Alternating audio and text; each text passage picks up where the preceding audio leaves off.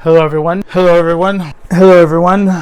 My pronouns are graceful, delicate, and Flames on the side of my face. Join me, Henry Haight, as I take on the challenge of offering unconventional advice to inspire aspiring artists to defy convention and break rules.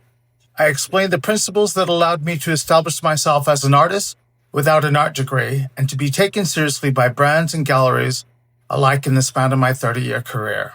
Do you want to create something like this? How about this? Maybe this? Or do this? If you do it yourself, you can achieve anything.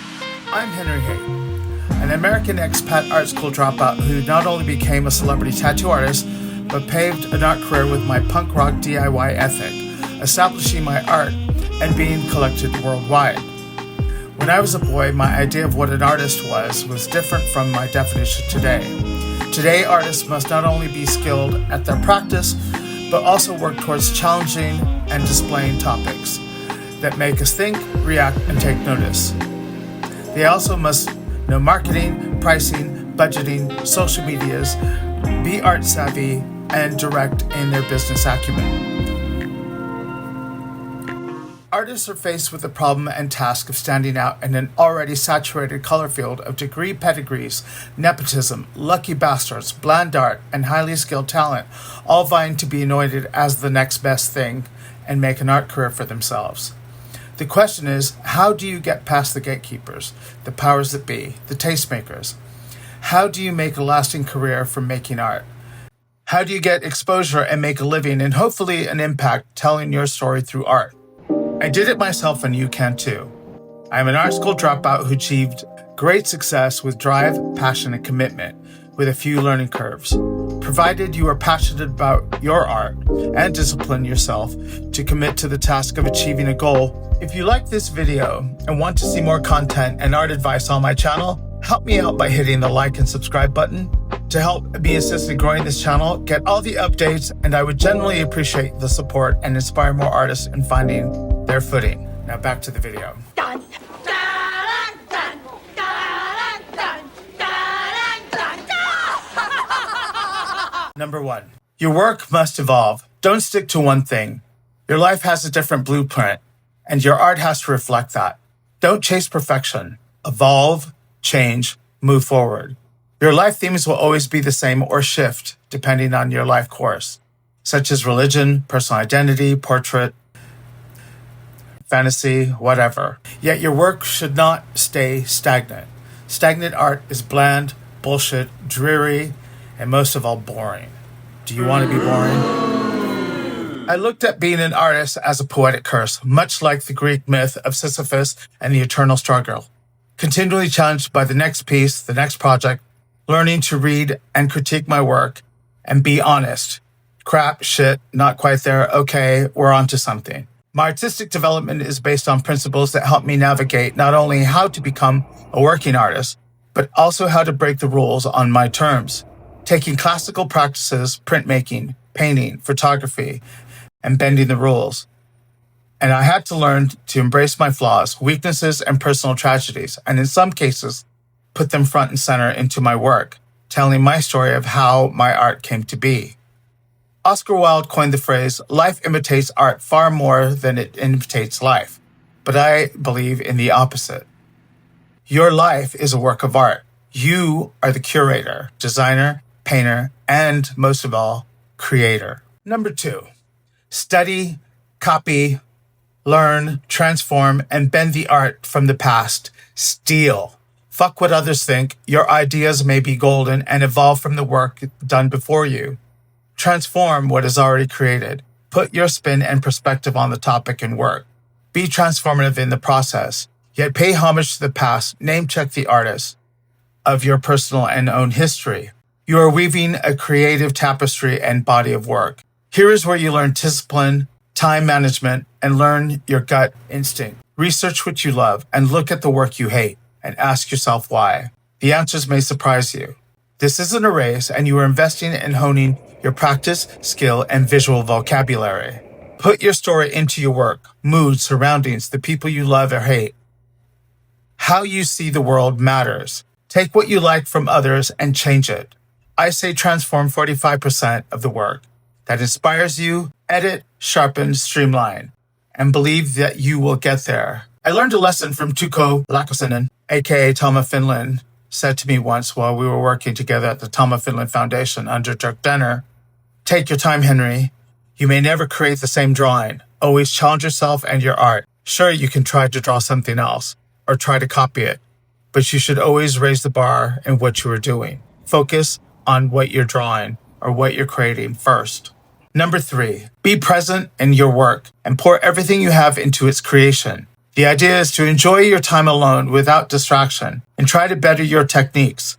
Make happy accidents and experiment. Express your feelings and emotions in your art. This will be present to viewers in its creation. And always want to raise the bar in what you are doing on your work and challenge the subject matter. Another piece of advice came from my main influence, Andy Warhol, saying, making money is art and working is art and good business is the best art, which brings us to number 4. Know that art is not only a passion, but a job and a business. Know what you are worth and the value of your time. Don't be greedy and overprice yourself. If you chase money over art, you will tire and place money over everything else, and you won't actually evolve as an artist. Don't be cheap. Don't be short on selling yourself. After all, you are selling not only your art, but yourself. Start small and simple, yet keep your plans big. You will eventually become your own boss, creating and building the blocks you need in business and your own identity, your art identity. This will become your brand. Most of all, network and place your work out there. Not only in the digital social realm, but place your work in jury shows, open calls, wherever, art city walks. Here is where you are going to find your yeses. And that is what matters, because you are doing it yourself. Another piece of advice came from 2 artists. As my friend and fellow artist Daniel Lismore said, be yourself, everyone is taken.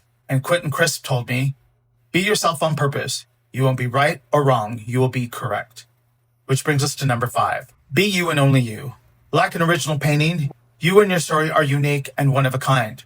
Sure, we all have running themes in common: pain, trauma, love, and joy. But be yourself and be unapologetically honest. It's what makes your art you and your story original. Remember to check your ego. Artistic ego is common, sure, and we all want our moment in the sun. But always remember to remain humble and open. If you give 0 fucks about this shit, this will center your mind because you're focused on your work and your art, not the ego. These 3 things advise me on being present in the work and challenge me to evolve. Always. Never stop. Never give up. Keep going. I learned that art is not only a passion, but a job and a business, and that you should treat it as such.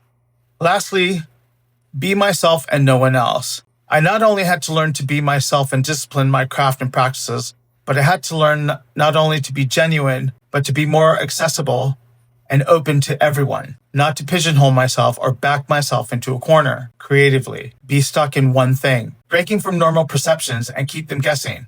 So like Sisyphus, the next piece will be another painting, another print, another photograph, whatever it may be, and I have to push it up that hill. Do it yourself and observe the ones you admire. Which brings us to number 6. Do it yourself and observe the ones you admire. What is it that draws you to their work and art? What fascinates you about it?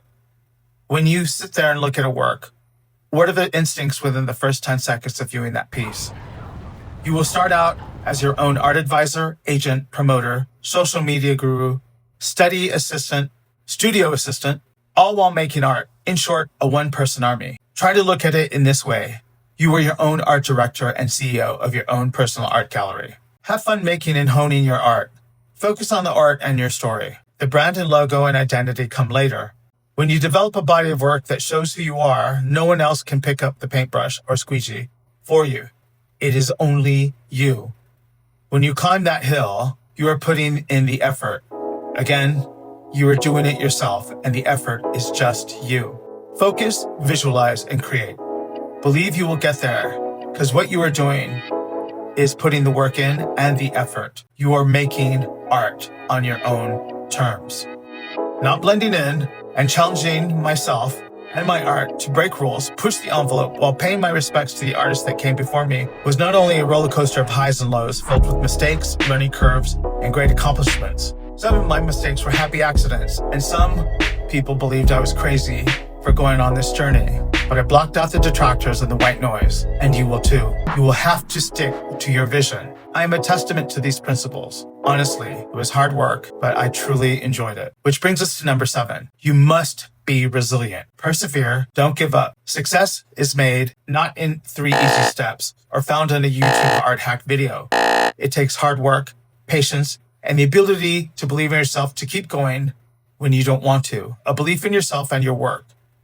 Rome wasn't built in a day, and nothing worth having is easily gained. Relish the work that you make and push it forward. Challenge yourself. You are your biggest art patron, critic, and art counselor. If you don't take your art seriously, how can the rest of the world? So I ask you, what fears or restrictions do you face that you think hold your creativity back? What influences do you see, and why do they influence you? How do they relate to you and your life story? How do you intend to tell your story? Because truly, you are the only person who can do it yourself. What traps you? Make the jump. Don't restrict yourself. And think about how you can bend the rules right before you while creating your art and get them to bend in your favor. You will not only get noticed, but it will inspire others.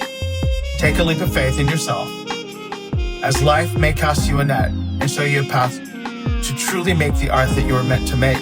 Most importantly, an art career and a body of work that you created just as unique and original as yourself.